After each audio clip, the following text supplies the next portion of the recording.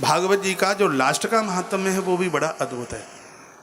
जो लास्ट का जो महात्म्य है वो स्कंद पुराण से लिया गया है और उसमें कथा 1 महीना चली है। सुनिएगा, जो लास्ट में जो 7 अध्यायों में महात्म्य है वो कथा गोवर्धन में चली है। जो पहले का महात्म्य है वो नैमिष में कथा है, लेकिन जो स्कंद पुराण अंतर्गत जिस महात्म्य का वर्णन किया गया है, ये तो परीक्षित राजा ने कथा सुनी है, उससे भी पहले कथा भूलोक में चल करके आ गई। और ये कथा श्री उद्धव जी महाराज ने भगवान कृष्ण के प्रपौत्र को कथा सुनाई। भगवान के पुत्र हुए हैं प्रद्युम्न, अनिरुद्ध उनके नाती, और उनका जो बेटा हुआ है उसका नाम है वज्रनाभ। आज वृंदावन जो बसा हुआ है श्री वज्रनाभ जी की ही तो ये देन है। जो जो ये हम मंदिर, चाहे वो राधा वल्लभ जी का मंदिर हो, 132 वर्ष तक राधा वल्लभ जी कामा में जा करके रहे। यवनों का उस समय शासन था। वज्रनाभ जी महाराज ने मथुरा जन्मभूमि केशव देव मंदिर बनाया। 1 महीने की कथा सुनी थी, उसमें परीक्षित राजा भी बैठे थे उस कथा में। इसलिए तो कहा गया है कि बिना कारण के कभी कथा में से जाना नहीं चाहिए। परीक्षित राजा का मन नहीं लगा कथा में और बिना कारण के उठ करके चले गए तो एक साधु का अपमान कर दिया। फिर 7 दिन बैठ करके फिर उन्होंने कथा सुनी। उससे पहले गोवर्धन की पावन जगह पर 1 महीने की कथा हुई है। जब आप परिक्रमा करते हैं तो एक जगह है कुसुम सरोवर, बगल से रास्ता गया है, आज भी वहाँ भागवत पीठ बनी हुई है, जहाँ श्री उद्धव जी महाराज ने 1 महीने की कथा सुनाई है। और वो उद्धव ने जो 1 महीने की कथा सुनाई उसका महात्म्य भगवान व्यास ने 7 अध्यायों में लिखा है। जहाँ भागवत के 12 स्कंद पूरे होते हैं वहाँ उन 7 अध्यायों की बात कही गई है। पद्म पुराण के 6 अध्याय तो 7 6 13 और 335 में 12 स्कंद, 335 और प्लस 13 लगभग 341 अध्याय है श्रीमद् भागवत जी के। 7 दिन में जो पूरे होते नहीं हैं, सप्ताह के 7 दिन में तो हम उनको सिर्फ वंदन ही कर पाते हैं, प्रणाम कर पाते हैं। और एक सहब व्यास के द्वारा, विद्वान ब्राह्मण के द्वारा भागवत जी का 18,000 श्लोकों का पाठ होता है, उसका पूरा का पूरा पुण्य जजमान को, परीक्षित को प्राप्त होता है। तो 6 अध्याय पूरे हो रहे हैं। मैं 3 बार हरे नमः ओम हरे नमः ओम हरे नमः बोलकर 6 अध्याय गोविंद के चरणों में समर्पित करता हूँ और श्रीमद् भागवत जी के पहले स्कंद में प्रवेश कर रहा हूँ। इसलिए आपसे बुलवाऊंगा, बोलिए ओम नमो भगवते वासुदेवाय। ओम नमो भगवते वासुदेवाय। अब ये ओम नमो भगवते वासुदेवाय में इसलिए बुलवा रहा हूँ क्योंकि जितना भी ग्रंथ है, हनुमान चालीसा और रामचरित मानस को छोड़ करके भगवान शंकर का कीलक श्राप लगा हुआ है। और हर सापोद्वार मंत्र है, हर ग्रंथ का मंत्र है सापोद्वार, कीलक मंत्र है। तो भागवत जी का वो मंत्र है ओम नमो भगवते वासुदेवाय। इससे कीलक निश्चय कीलक होता है और वक्ता को चाहिए जब उसका स्कंद पूरा होता है तब वह ओम नमो भगवते वासुदेवाय द्वादशाक्षर मंत्र बुलवा करके फिर वो स्कंद में प्रवेश करे। आइए हम प्रथम स्कंद में प्रवेश करते हैं जिसमें 19 अध्याय हैं। और पहले स्कंद की कथा बहुत ज़्यादा अद्भुत है, जहाँ पर भगवान के निर्गुण निराकार का दर्शन करते हुए भगवान वेदव्यास ने अपनी वाणी को पावन किया, अपनी कलम को सार्थक किया। आइए वहीं से शुरुआत करते हैं। ओम नमो भगवते वासुदेवाय। जन्माधस्यतो आदि तर्थ चार्थे सुविज्ञ स्वराट तेने ब्रह्म हृदय आदि कवये मुह्यन्ति यत् सूरया तेजो वारिमृधाम यथा विनिमयो यत्र सर्गो मृषा धाम्ना स्वेन सदा निरस्तकुहकं सत्यं परम धीमहि। बड़ा अद्भुत उपनिषद का मंत्र है ये। श्लोक क्या है? उपनिषद का मंत्र है अस्या जगता उत्पत्ति पालनासनम यतो भवन्ति तथा कार्या कार्येषु क्रमसु अन्वय व्यतिरेकाभ्याम यास्तु द्वः मृत्युवर्णादिवस्त कारणरूपे घटकुंडलादिवदकार रूपस्य हेतुस्तथा शाश्वत सिद्धि ज्ञानवान स्मन वेदे ज्ञानो अपि मुंचति तवेदं ब्रह्मणे मानसे भय प्रकाशवान किम चेथा तेजसी वारी मुद्य मृगतृष्णा मृदि जलबुद्धम काचादु मृदि तेजो बुद्धु रत्नानि तथा यत्रहा परमेश्वर। ये इसकी गद्य है।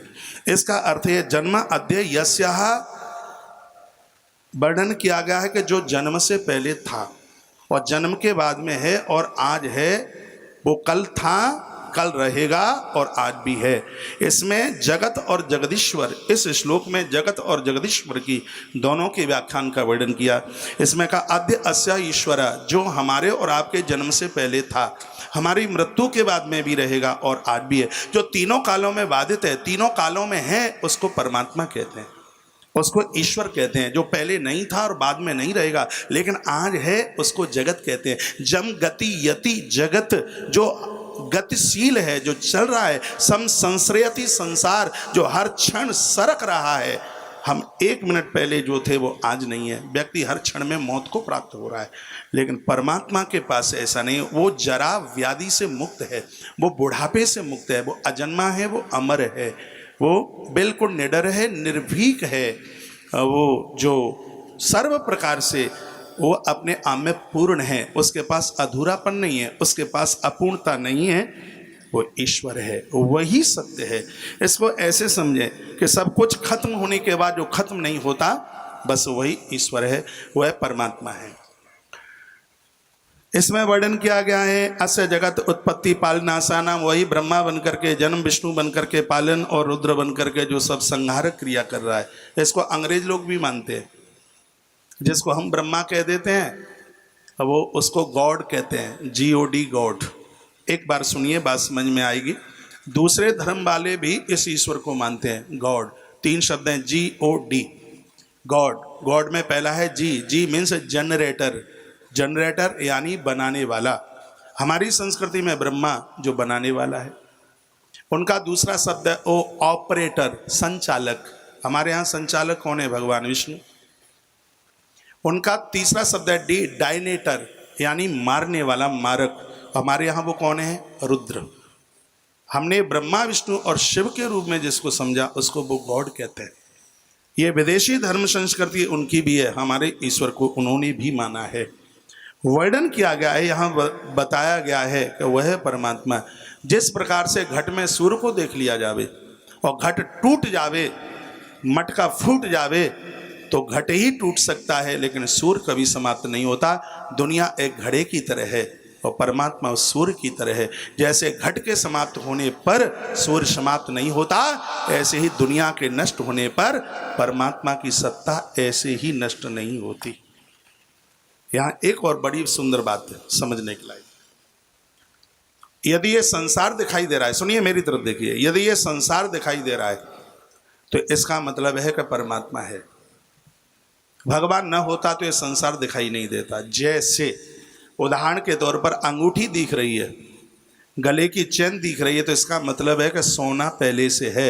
यदि स्वर्ण नहीं होगा तो अंगूठी नहीं होगी, उसकी कल्पना ही नहीं की जा सकती। यदि अंगूठी दिख रही है तो इसका मतलब है कि इसके अंदर सोना है। सोना नहीं होगा तो अंगूठी कहाँ से होगी? ये पूरा का पूरा संसार आभूषण की तरह है। परमात्मा उस स्वर्ण शिला की तरह है। जैसे सोने में से दुनिया भर के आभूषण बनाए दिए जाते हैं, उसी प्रकार से जो भी कुछ दिखाई दे रहा है ये सब भगवान से ही प्रकट है और लास्ट में ये भगवान में ही ये समाहित हो जाता है। आदि कवय मुयंत यत् सूर्या, अनादि काल से मोहित हो गए वो महापुरुष, वो उस ईश्वर को नहीं पहचान पाए।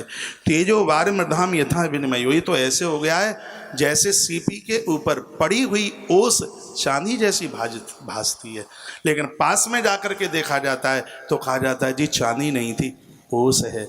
जैसे दीवाल के ऊपर पड़ी हुई रज्जू, उसमें सांप की भ्रांति होती है, लेकिन जब दीवाल के पास जाया जाता है तो लगता है अरे ये सांप नहीं था, ये तो रस्सी थी। उसी प्रकार से जब परमात्मा से हम दूर रहते हैं तब जैसे रस्सी में सांप दिखाई देता है, उसी प्रकार से संसार सत्य दिखाई देता है। लेकिन जब भगवान के नज़दीक पहुंचते हैं तो ब्रह्म सत्या जगन मिथ्या नाम का सूत्र वहाँ जाकर के प्रकट हो जाता है। जिनको संसार में ही सत्यता दिखाई देती है, जिनको संसार ही असली दिखाई देता है, श्रीमद् भागवत का प्रथम श्लोक कहता है कि अभी हम ईश्वर से दूर हैं, और जिस दिन हम ईश्वर के नज़दीक करीब पहुंच जाएंगे तो उस समय संसार मिथ्या दिखेगा और परमात्मा के प्रति असली दिखाई देगी। तो मेरी और आपकी बुद्धि सत्यम परम धीमई, धीमाने बुद्धि, मेरी और आपकी बुद्धि ऐसे परम सत्य को स्वीकार करती है। ये श्रीमद् भागवत जी का प्रथम श्लोक अति वंदनीय है, बहुत बहुत प्रणाम करने को लायक है।